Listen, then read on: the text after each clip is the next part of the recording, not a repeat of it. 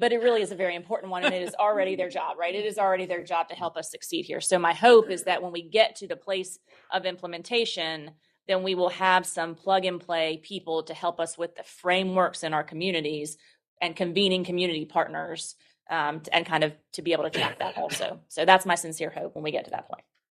So all that to say. And just we're going to talk about the template that we've put together for you all for the recommendations later, but we've structured it in a way to try to make sure that we do get at some of those details so that we can build a more actionable plan. And we thought it was important to make sure that y'all heard about the recommendations that came from the other task forces, the task force iterations in the past, because those, if some of those haven't moved forward or weren't able to be sustained, it's not off the table to try those things again if we feel like they're actionable and things that can work. But we've just got to make sure that we outline a plan on how we can sustain it differently than in the past. So before we move forward, are there any thoughts or reflections about that information that has been shared? Questions? I'll be that guy. Oh, that guy too. Yeah. I'm trying to figure out how to frame this. I know we're attacking intervention and prevention at the same time. Are there any compartmentalized aspects to the data to see how things are tracked or progress from the intervention side versus the prevention side? Does that make any sense? Kind of what I'm asking. I know the goal here is to try to take care of the whole situation, which is prevention and intervention. Is there a way, or has there been a way to isolate that data to see what progress has been made on the prevention end versus intervention? And if you just give me 2 seconds, I'll try to explain. So football. We use a lot of sports analogies at Salute because we deal with young men, right? Football. So we look at it like this: the ball is the investment, the quarterback is the investor, the wide receiver is the ROI. Do you throw the ball where he's at or where he's gonna be? You always throw the ball where he's gonna be. And one of the things that I'm hoping I can acquire here is real accurate data, because and you can always correct me if I'm wrong, the data I'm looking at is saying the juvenile population over the past 5 years, as far as gang activity, has increased close to 40 plus, almost 50%. To me, that's where the wide receiver is going to be. Now, in my model, I'm not omitting reentry and intervention. It's very much needed. But I'm starting to pivot my resources towards the youth and the schools, throwing the ball where the wide receiver is going to be. And if there's a 50% wave that's happening over the past 5 years from a prevention standpoint, being able to put our resources, as you said, it ebbs and flows to be able to get the best results. I'm looking at a 5-year track of 40% increase, and I'm looking at a 2, maybe 3-year intervention initiative. I would throw the ball where the wide receiver is going to be, because that's going to be able to prove the greatest sense of results, give us a feeling of success, and be able to have something to build back on. So I appreciate the time, but that's kind of why I was trying to frame the question I was asking, because that's how we tend to make our decisions. We still going to prisons. I'm still going to Central in a couple of weeks, but I'm going ape with these schools and keeping them from the prevention end, because I'm seeing better results and better data, which in turn over time is going to decrease my need to go to Central.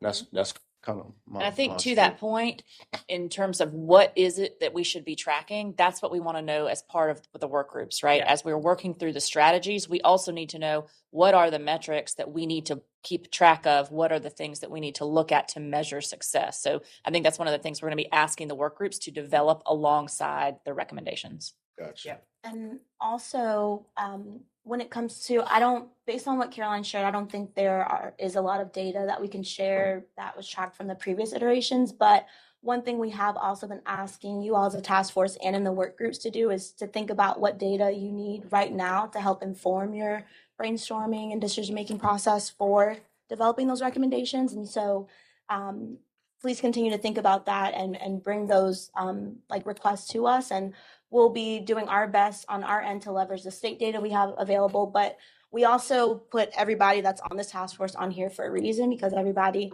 kind of comes from a unique perspective, but also different agencies. And so also maybe able to help fill those gaps with some data that folks need to inform the work that's being done in a different work group. So if there are things that come to mind, just let us know and we'll see what we can do to get all that information.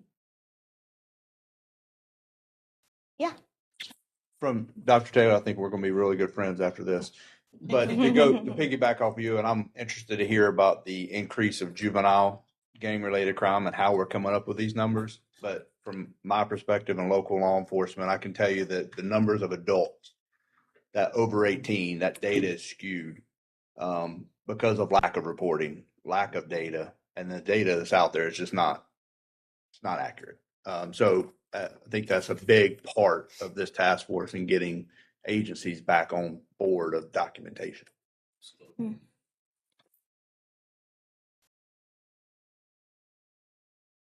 Other thoughts, questions, reflections? Okay.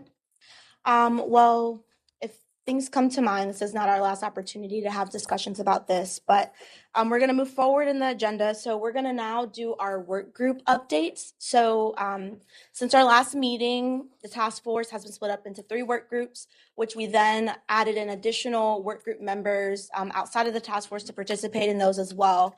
And since then, each work group has had 1 to 2, maybe one has had 3 meetings, and they've been having discussions and kind of pulling together some baseline information to inform this next step of recommendation development. And so we just want to have an opportunity to hear from the chairs for each work group, which also since our last meeting, chairs have been named for each work group. So for our prevention work group, we have, remind me, Kevin Blackburn, thank you, from New Hanover, who is chairing that work group. And then for our intervention work group, we have Michelle Garino, who's here in the Triangle, chairing that work group. And then for our intelligence, interagency, collaboration, enforcement work group, we have Stephen Holmes, who's also here in the Triangle from the SBI, chairing that work group. And so we'll start with hearing from our prevention work group. So Kevin, I will pass it to you. Can I use a mic up front? Yeah.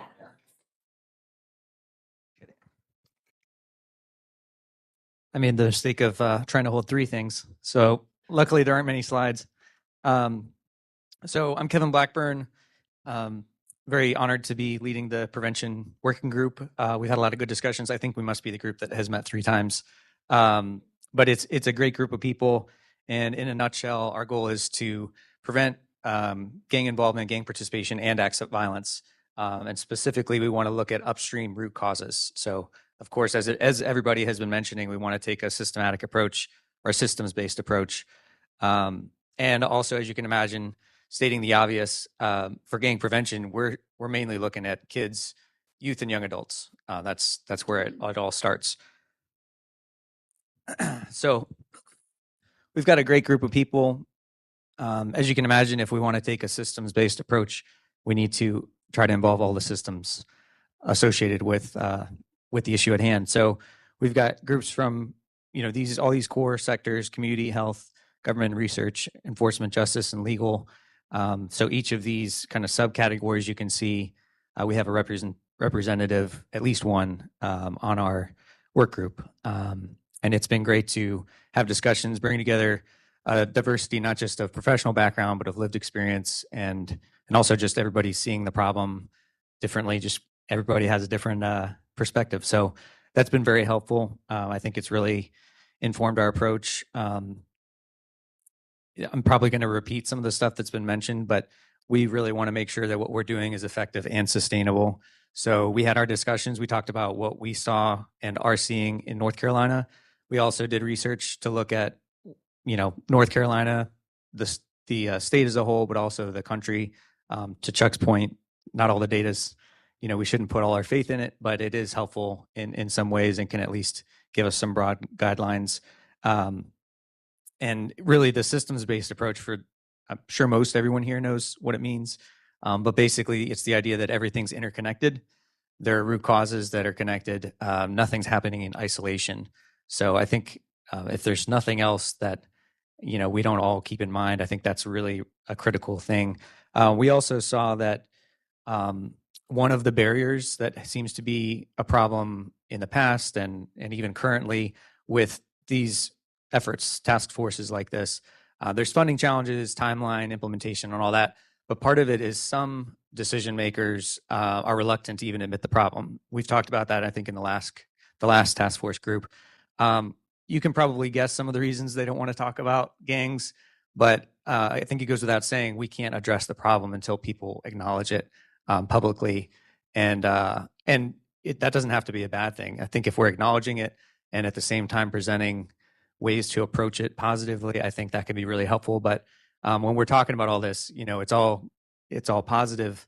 We need to make sure that I don't know if that looks like advocacy or what that looks like, but talking with elected officials, making sure decision makers understand, it's a problem that needs to be addressed, and we've got to acknowledge it, and that's the best way forward. Another thing we wanted to do is aim to shift public perspective.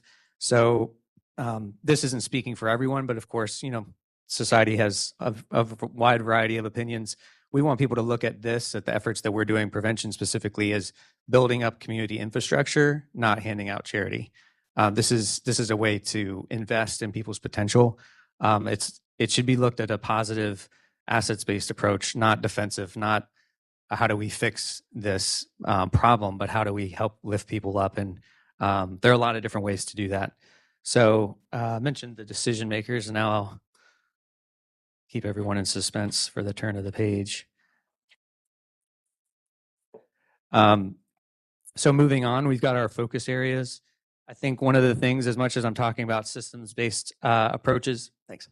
I think one of the key things to keep in mind, yes, it's important to look at the whole.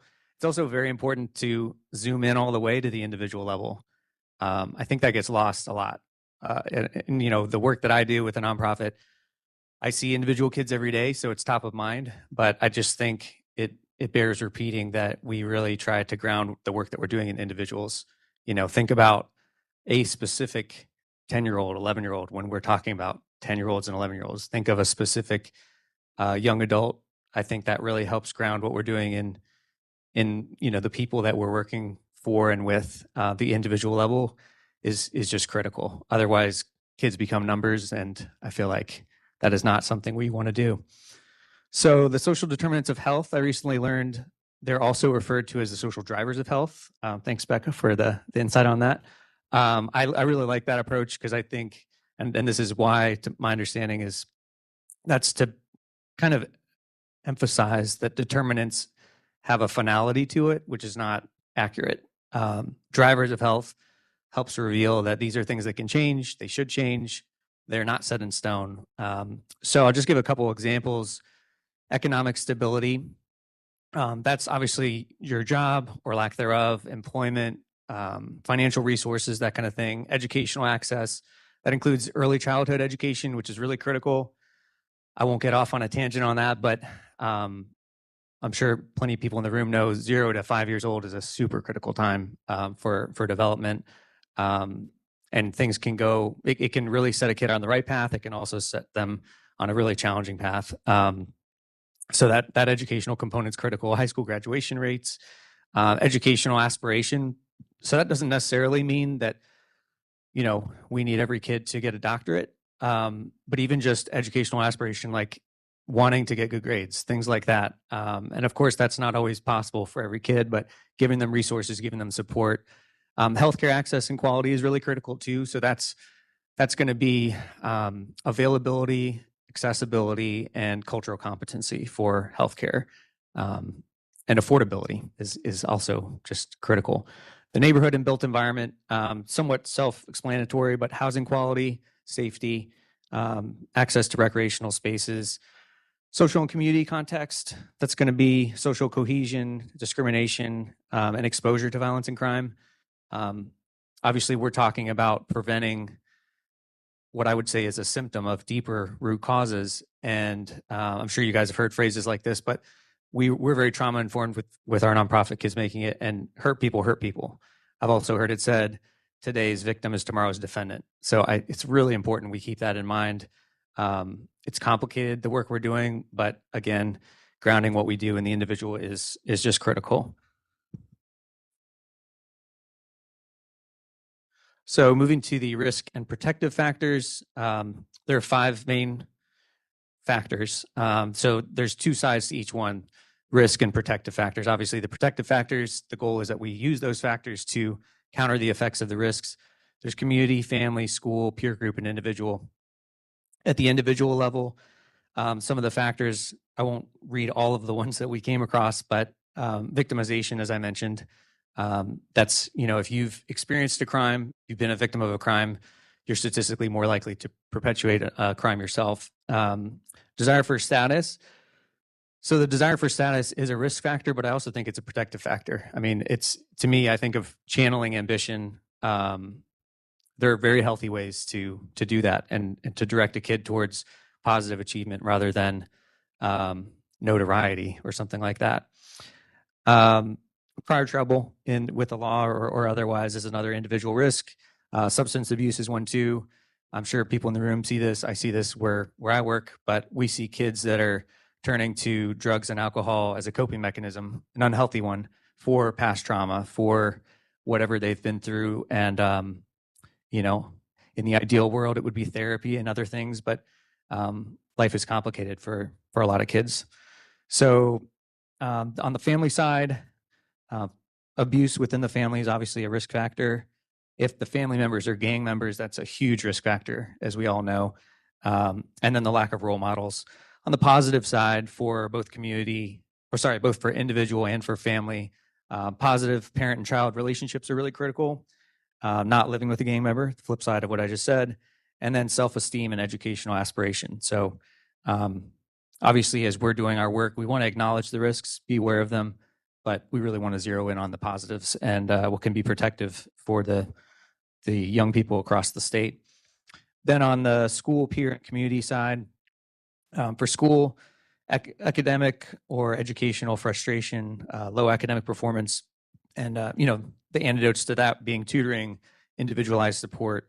I know for New Hanover County, we have 357 students for every school counselor. So that right there is a systematic problem that's not going to get the kids the support they need. I also don't think that's particularly unique to our county. For the peer side, a high commitment to negative peers and a low commitment to positive peers is a risk factor. So, you are who you hang out with. You don't always have total control of that, but you have a pretty good amount of control. And then on the community side, poverty is obviously a large risk factor, lack of social and economic opportunities, and the presence of gangs is, of course, going to make gang participation easier and statistically more likely. On the positive side, positive school climate, pro-social interactions with peers, pro-social neighborhoods, and school achievement. And I was curious because I've heard pro-social used a lot and never really heard a definition. This is not an academic definition, but it's the opposite of antisocial. So this is, looking at your peers and your neighborhood and your community in a positive way, or at least wanting to improve it. Caring about the well-being of yourself and those around you is I'm sure there's a better definition, but that's the one I've been leaning into. That's the pro-social approach. And then the strategic interventions. There are a lot of different ways to approach this. We'll get into more details with our recommendations, but there's school-based programs, public awareness, I mentioned that already. That's something we need to really emphasize, and mentorship's critical with role models and working individually with kids. On the school-based programs, one of the things we've been seeing is families and schools are really probably the 2 biggest primary drivers of how successful a young person can be and how likely they are. If the school and the family environment is leaning negative, that's going to be a heightened risk factor. On the flip side, it can be made positive. So hopefully, I didn't know about all the details of the 2012 report, so I hope I'm not saying anything here that that didn't work last time.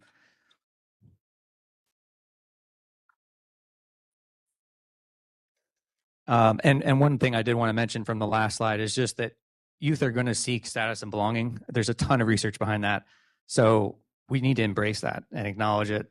There's no way we're going to shut down a teen's desire to fit in, belong, build their self-identity and all that. We need to help encourage them.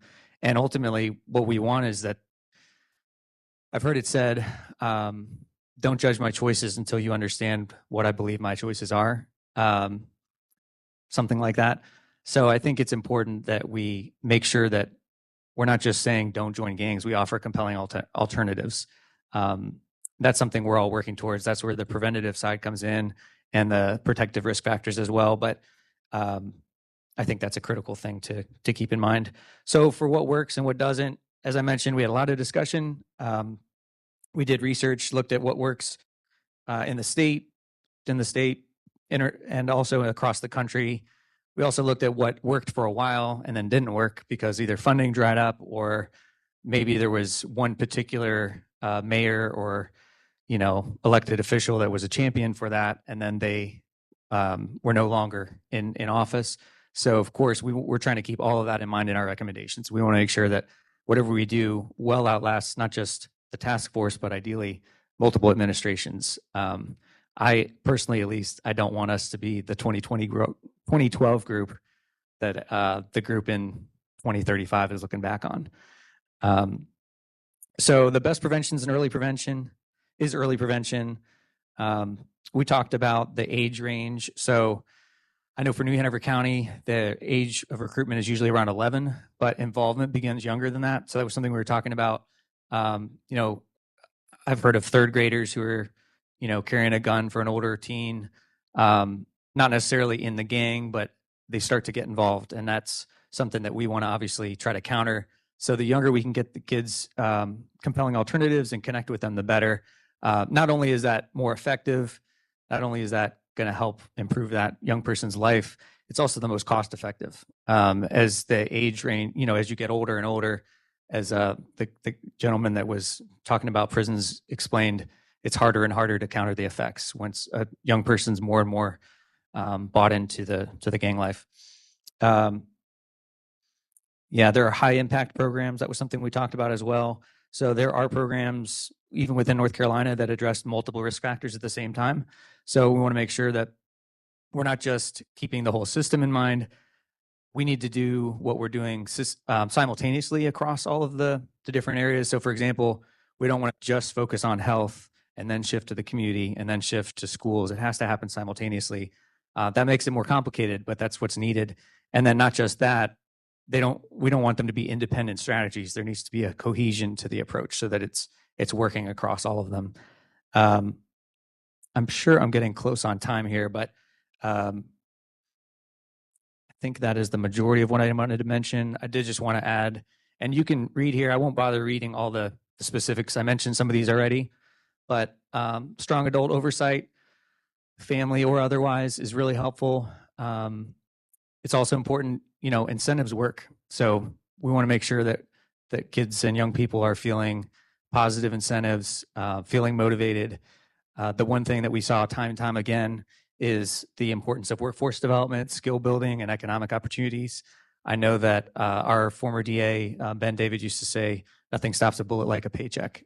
And I think that's been proven time and time again by research and personal experiences that people have. And then lastly, I just wanted to mention, I learned of a program in Chicago called the ECHO program. I don't know if any of you have heard of it. It's a curriculum.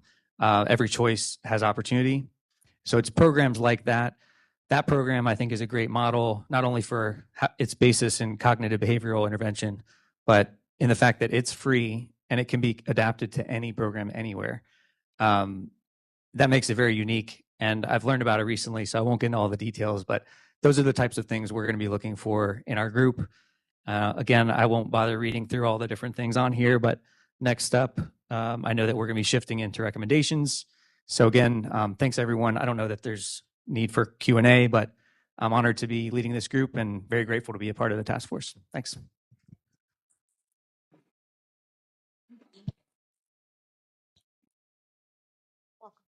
So next up, we're going to have Michelle Garino from the Intervention Work Group. And this is... ready to go. All right. I'm going to add a little bit to Kevin's humor, but I'm going to be serious. There's not going to be a 2035 group. That's the whole goal of everything that we're doing here, is not to have a 2035 group. So I took a little bit of a different stance in providing a summary here. The purpose is we want to identify the themes and the risks in our discussions thus far. And I just have to say, I'm going to roll the dice.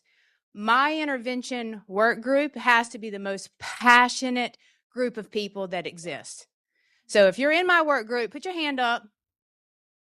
Put it up high. Oh, yes, right there in the back. Yes.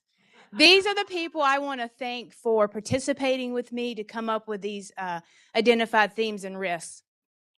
As we heard earlier, one of the biggest issues that we want to tackle first seems so simple, but we want a working definition of what is intervention. What does it look like? How does it change? Not necessarily what age group that we're looking at, but what is the criteria? What is intervention? And you see there in my slide, this is subject to change. This is something we're taking very much to heart. We are putting emphasis on this to make sure we come up with a working definition that is credible and has merit across the state. So our task force as well, it has sectors represented all around the different professions, diversity, lived experience. You know, Secretary Dismukes is becoming my best friend. She said I had 20 years doing this work. I'm a year shy of 30, right? I did start when I was 10, so that would explain the young appearance. We have so many people that not only represent each sector, but cross sectors. I myself can check each one of these boxes. That's what I love about our task force. Bringing all of that, having open dialogue and discussion, that brings us to the key strengths and foundations. So what have we noticed? It's really funny. No one saw these slides before today. We didn't see our previous presenters' information and slides before today. What do you see represented? We're looking at the gang intervention, the gang problem from a public health framework. What did we hear about earlier? We're also looking at what has worked. Many of us in this room have been around so long, we have seen those programs dissolve. We've seen the ones that are consistent. We see the ones that if it just had a little bit more funding or had that mayor that was reelected, they would still be working successfully. Cross-sector partnerships. How do schools and law enforcement and pro-social activities work together? We see it happen. I'm a product of that. I have worked in law enforcement. I go to the schools. I am a clinician. It is possible. But how do we teach that? How do we model that? What did we just hear about? Kevin talked about the social determinants of health. And I love how you added, Kevin, that many of these children are growing up with social determinants of health that are out of their control. How do we play a part of that in intervention? Relationships and consistency. We have evidence that suggests that our consistent, successful programs make a difference. Our relationships, every single one of you that are providers to a child or adolescent in any way, you providing consistent care and support is a protector factor, because contrary to belief, resiliency is not born, it's built. So we have to be the ones to build that. Well, let's talk about the key challenges. We've got some strengths that we can bolster. We also have a lot of challenges. Let's talk about the first one. We don't have that statewide gang intervention definition. We just talked about this morning a statewide definition that we're going to adopt for what is a gang. That's headway. We have fragmented coordination across systems. How do we reliably, with confidentiality, mandated reporting, FERPA, all these systems that are in place, how can we share information for the betterment of these children? There's limited statewide data. I feel like my slides have been presented as we've discussed things this morning. We just talked about that. Uneven service in rural communities. And let's be honest, if you read that, what does it talk about? Funding. That's a problem not only in rural communities, but it's always a problem. Sustainability equals funding and opportunity. Reentry systems. When we talk about reentry, what is the age bracket that we normally talk about? Adults. Almost every reentry system or program is geared toward adults. Well, we have kids that are exiting detention. They're coming back into our environment. We need to make successful programs for them to re-enter into their community as well. And the biggie, overall lack of funding and policy, and not just that they don't exist, they don't align. How do we align funding and policy to also equal consistency, sustainability, and holding our stakeholders accountable? So some of our strategic priorities are taking all of those things and put it into an actionable step. Now, are these our recommendations? No. This is what takes us to the vantage point of recommendations. We want that statewide definition of intervention. We want cross-agency collaboration. And these are big. These aren't just bullet points. It's how are we going to do this? Expanding early intervention. We talked about third graders. My youngest gang member was 6 years old, running dope for his brother and providing guns to the members of the gang. 6. Why? He wanted to feel a sense of connection, belonging, and identity. Strengthening those reentry services. We want to invest in grassroots efforts. Who knows these kids more? The people providing service in their community, period. Developing comprehensive statewide systems and building trust between law enforcement, community providers, mental health providers that are doing outreach, crisis. All of the people that are serving this population needs to sustain trust within the community, not just with the gang members that you're providing service to, but their grandma, their mom, making sure that they have resources, making sure you can do things for that family, that environment, increasing the protective factors, decreasing the risk factors.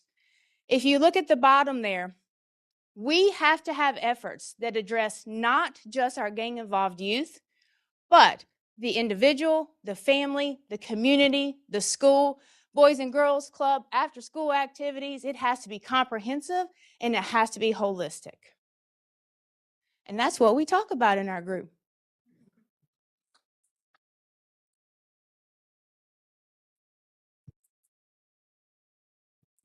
Any questions before we transition? Any questions, thoughts for Michelle for the intervention work group?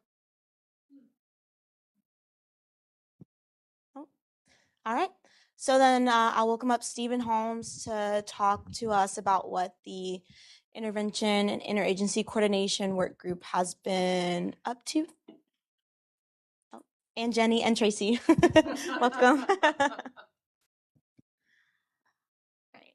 Here's microphone, clicker. I'll hold the clicker. Yes, thank you. I appreciate that.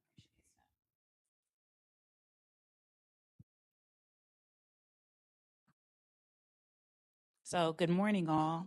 If it's still morning, good afternoon. My name. Am I not? I feel like I'm screaming, but if you say you can't hear me, then you can't hear me. My name is Tracy Springer. I'm the co-lead on the Interagency and Intelligence subgroup. As you can see on the screen, we have members of our subcommittee who are represented in various ways. We have local, state, and federal government, such as adult correction, juvenile justice, law enforcement, SBI, highway patrol, and legal system representatives. We have non-governmental community organizations and interventions, K through 12 schools, and we have representation of research in the academic world.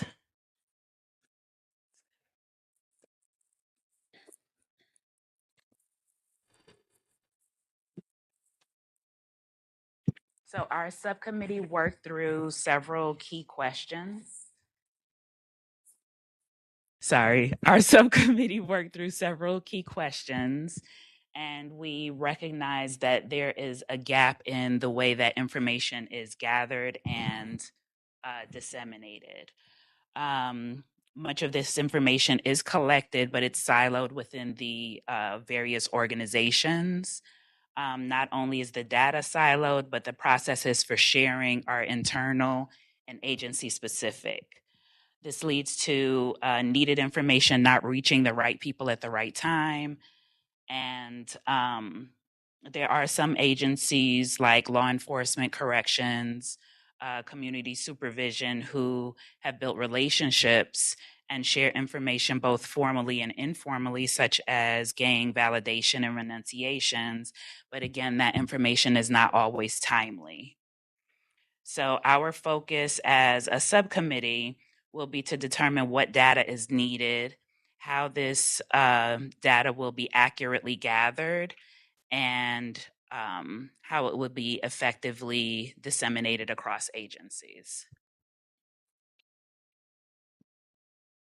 All right, continuing on from what Tracy was discussing, right? So I think we've all discussed fragmented information, right? Everything is getting, all our intelligence is getting siloed at each specific agency, and it's getting lost in transition, right? Even when individuals are being arrested to them being incarcerated, the information is not being shared even from incarceration, maybe to even corrections, right? A supervision.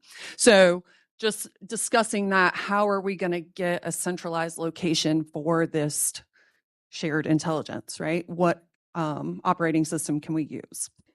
We also discuss differences in training across agencies, even within the community. SOPs, standard operating procedures across the agencies, lead to inconsistent intelligence gathering because language and terminology one agency uses and their validation threshold may not be the same as another agency, right? As DEC, we're the largest validating agency in the state of North Carolina. So as part of that process, I feel like we got it down pretty good. But, you know, looking at different ways other agencies are doing that and seeing what is going to be the best route, right? And then also community trust and witness cooperation directly impact the quality of intelligence from the community because a lack of safety in reporting limits information available to us.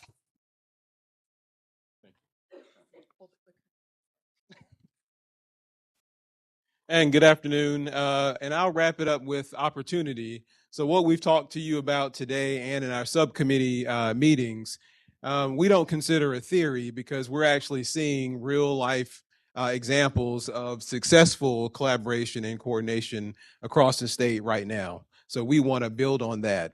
I'll give you a couple of examples. In the last Gang Investigators Association conference, we had executive leaders all in the same room talking about shared challenges, shared understanding, and that was supported by associations like the Chiefs Association, the Sheriff's Association, the U.S. Attorney's Office, the Attorney General, and several others, SBI, Highway Patrol, all came together for this purpose. And you know, when you put people in a room like this, you get that real that cross-agency crosstalk that really makes collaboration work. Another example is we're seeing real progress in the integration of statewide information sharing networks, sharing information around gangs. And this is, as you would imagine, really helpful in taking a step forward in connecting information and intelligence, making it more accessible and actionable. And then lastly, in our subcommittee meetings, we talked a lot, and you could hear in the members' conversations about localized collaboration and collaboration that's happening between local law enforcement and community-based organizations that's really being a benefit right now. So this tells us that there is a foundation for what we're trying to build upon. The opportunity for us now is to take what's existing and make it more consistent, more sustainable moving forward. So that's the direction we want to go. So thank you very much.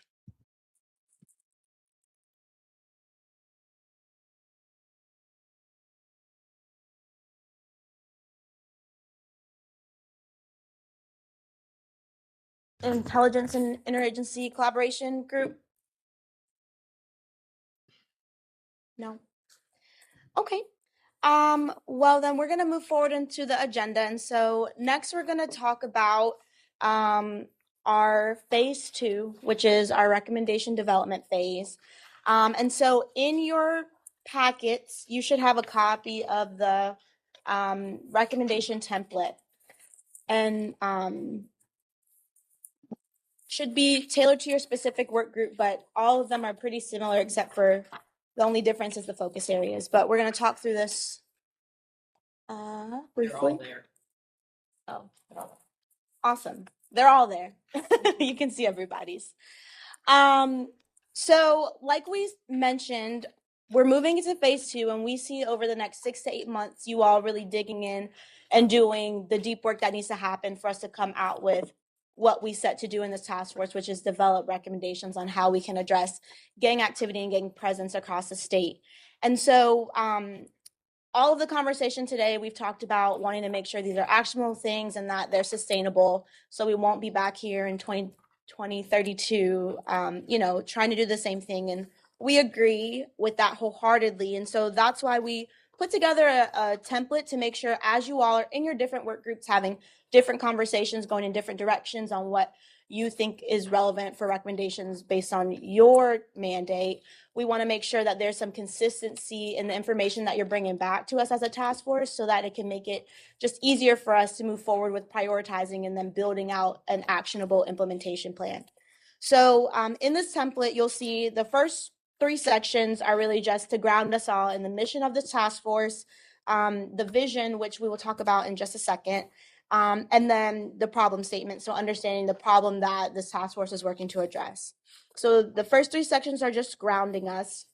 And then the following sections are really the meat of what we want to get out of your recommendation. So the solution, we want to know exactly what it is you all are recommending.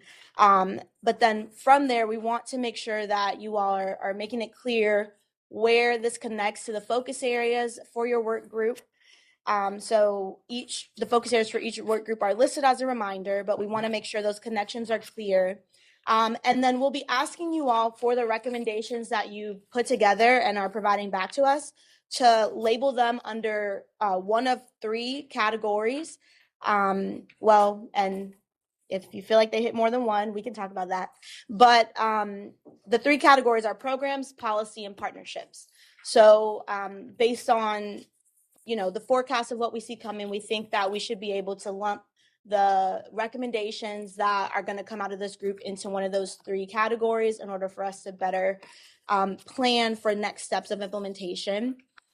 And then after that, we would like to gather a little bit more details from you all about that recommendation to specifically inform the implementation plan. So we want to do a lot of the work on the front end, so then to develop the implementation plan can be a much more quick and smooth process. So we'd like you all to provide information about why you all came to a decision as a work group for this recommendation, what information or evidence that you all have about the effectiveness of this particular recommendation.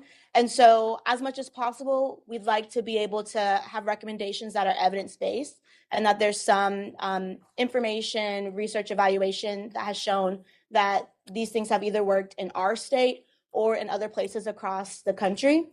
But we recognize that maybe there may be some things that don't exactly have a robust evidence base at the moment, but that you all may recommend and feel like is worth giving a try here in North Carolina. And we're open to those things too. We just want you all to provide as much detail about why you all are recommending this and think that it's worth giving it a try.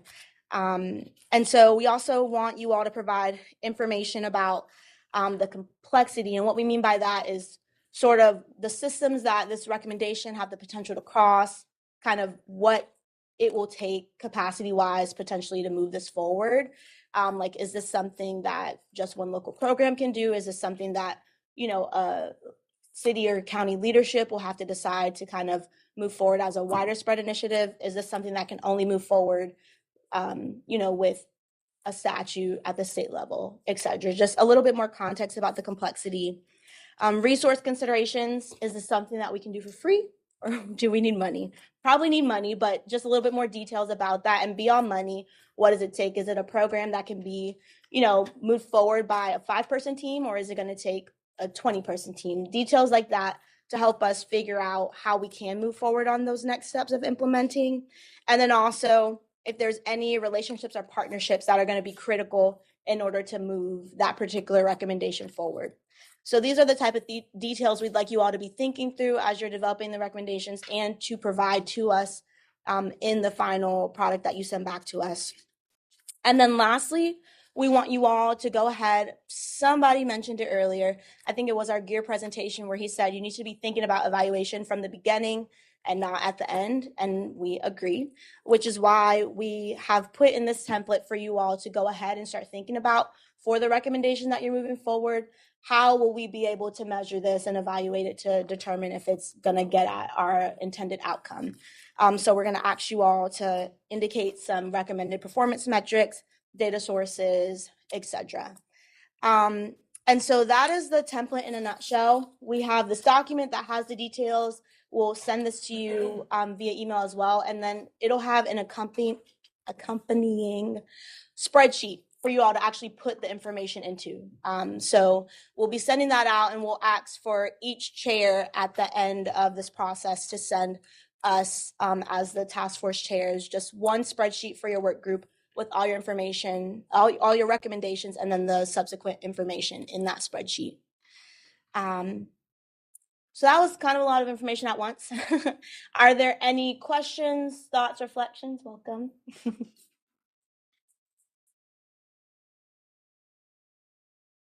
No? Okay. Well, obviously you all are going to spend more time looking through that. The chairs are going to be thinking, the work group chairs are going to be thinking about how to kind of act on this and get you all as a work group to be starting to develop those recommendations. And so if questions come up throughout that process, you all have your staff leads for your work groups. You all have us as the chairs to come to ask any questions. But we're looking forward to moving forward to this next phase. One thing I will say just to add is that I think a lot of times in state and local government, we might not think about things like KPIs, key performance indicators, right? I think that's a private sector kind of deal. But I think that as we are moving forward in state government, one thing we're trying to do in our agency is be very data informed and data driven. And that's what we're asking you guys to do here. And so if any subgroup feels like they would like a little primer on what KPIs are, how you align your KPIs with your strategies to make sure you're measuring the right things, we've got an entire data and innovation section, and they would be happy to come and give you a short 10-minute presentation about that at your working group. So if that's something you're interested in, let us know, chairs, and we can coordinate our folks to come and talk with you about how we're making sure that we're measuring the right stuff. Lastly, I'll say it again, as you all are in your work groups, if things are coming up, if there's data, information that you all need to help inform your recommendation development process, please let us know.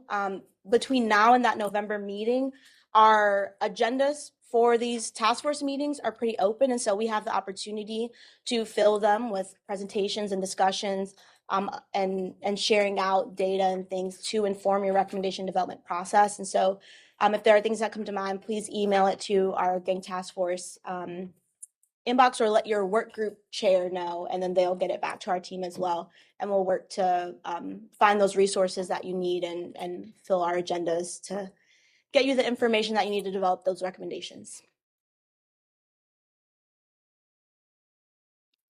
Okay.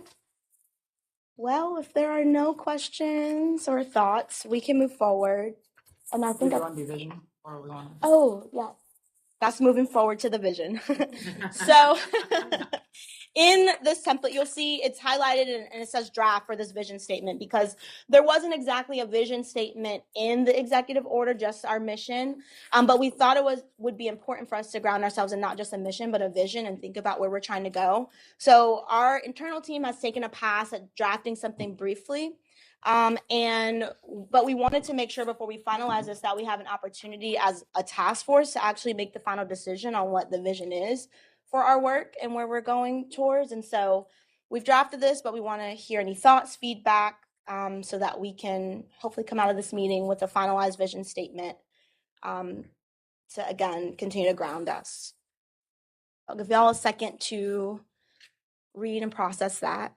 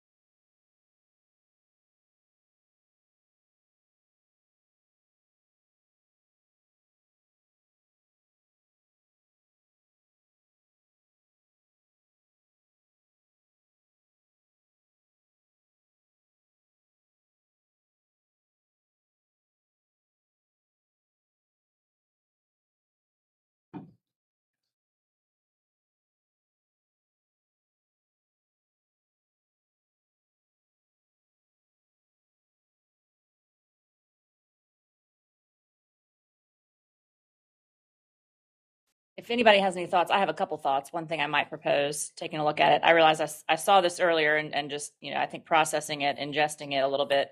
I go back to something that Chief Hess says a lot. If for those of y'all that know David Hess out of Roxborough, I think he's online. So shout out Chief Hess. He's on our intervention work group, but we want it to be something that we can all rattle off, right? About this is our vision. And so that we need to be able to remember it and say it very easily. And so I think a safer, healthier, more gang-free North Carolina where youth and families have access to meaningful opportunities, violence is prevented through community-based support, and interventions are available across the state. I think that feels a little more succinct to me than are fair, culturally informed, and free from violence and harm, because then I go back to, well, how do we know? What are we talking about in intervention being fair or free from harm? So I don't know, that would be maybe my proposed, because I think if what we want to get at is that these interventions are available to every community. So if we're talking about the interventions, then maybe that's a little more on the nose with that. I wrote something similar with the second half. Efforts are supported by the community and strengthened by fair, culturally grounded interventions. That last phrase, free from violence and harm, is referring to the preventions, and that is confusing. And I kind of go back to the first line, more gang free is a confusing little phrase.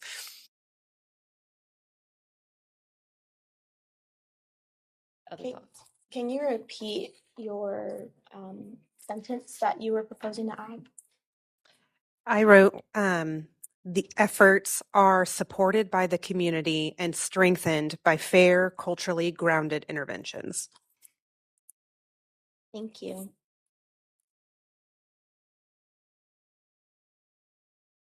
And just for context, right now, we just love your share, brain dump your thoughts and feedback, and we'll take this back and try to rework it as a team. So we won't put us through trying to We're not wordsmithing edit right now. right now. Yeah.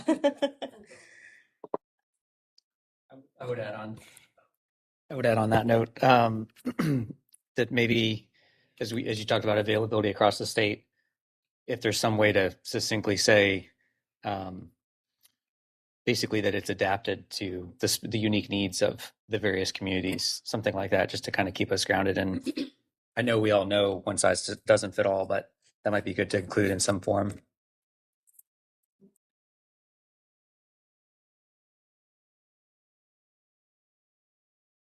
Okay, I have to say something. Please. I try not to. Peer pressure. Yeah. I think, like Secretary Dismuke said, we want to keep it simple. We know the intention behind it. The vision should also be accompanied with our objectives and our goals and our plans. So I don't think that we need to be too wordy with our vision. And going back to what you said earlier, just having what we have there, a safer, healthier, more gang-free North Carolina where youth and families have access to meaningful opportunities, violence is prevented through community-based support, and interventions are available to every community. that encompasses everything that we're saying. And then in our goals and objectives, we talk about trauma informed. We talk about being culturally sensitive. This is the umbrella that I'll turn this off. Oh, that's that's helpful perspective. Thank you. I'll be a little bit more symptomatic, just being a safer, healthier, more gang-free North Carolina. Leave it open-ended. It's easier for us to spit it out and easier for me to remember, to be honest. And the mission and everything else goes into all the nuts and bolts of it. No. Okay. Okay. Dr. Taylor are gonna get together. I'm hearing Scotty in my ear because he said on our Zoom, he was like, look at that. Okay. Well, what I'm hearing is that we want to make sure it's concise and something that we can remember so that we can repeat it. So that's helpful. These are a lot of great suggestions. So we'll take it back and make some edits and send you a final version of this document with a new vision statement. Any last thoughts, questions about that before we move forward? I actually have something to include with the vision portion of it, something that would speak to North Carolinians being more informed as well, because I think that's part of the problem, is that there's a lack of information around gang activity to be able to spot it and identify it and those types of things. So, so maybe like safe, healthier, more informed, something. Awesome. All right. All right, moving on. Well, I guess we blew right through the scheduled break at 11:35. We are scheduled to be here till 1. We have 2 presentations and a photo remaining. Do we want to take a quick break? What I'm going to do is I'm going to go ahead and make my motion, and then we'll take a break, and when we come back, we'll be in closed session. Does that work? Yep. Okay. So because the next 2 portions of our meeting deal with the gang validation process for the Department of Adult Correction and the Division of Juvenile Justice at DPS, we are going to move to go into closed session at this time. So pursuant to North Carolina General Statute 143-318.11 sub A1, to prevent the disclosure of information that's privileged or confidential pursuant to the law of this state or the United States or not considered public record within the meaning of Chapter 132 of the General Statutes, I'd move that when we come back from break, that we will convene in confidential session, which means that anyone who is not a member of the task force or an employee of the Department of Adult Correction or the Department of Public Safety would be excluded from the closed session of the meeting at that time. That would be my motion. We would need a second. Second from Mr. Hastings. All those in favor say aye. Any opposed? Okay. When we come back from our break in 10 minutes at 12:20, we will be in closed session. So only, again, task force members, DAC and DPS staff allowed back in the room at that time. Thank you.